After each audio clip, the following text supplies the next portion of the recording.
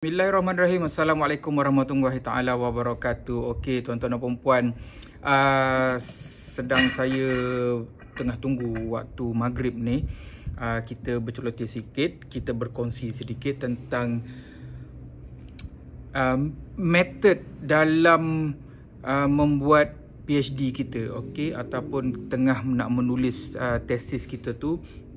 Sama ada you nak memilih kuantitatif atau kualitatif ataupun nak buat mixed method.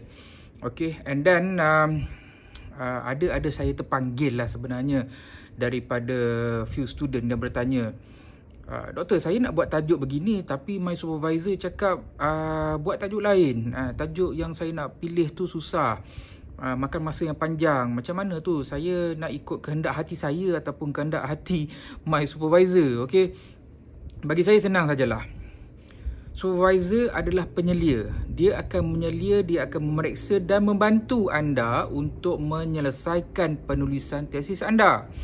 Dia akan membantu, supervisor akan membantu daripada chapter 1 sampai chapter 5. Internal supervisors and external supervisors akan membantu you menyelesaikan, merungkaikan apa keperluan di dalam kajian you. Okay, so sekiranya supervisor menasihatkan anda untuk memilih topik-topik sekian, okay, so pendapat saya you just dengar, okay, take note on that and then hadamkan kemungkinan itulah yang terbaik untuk anda.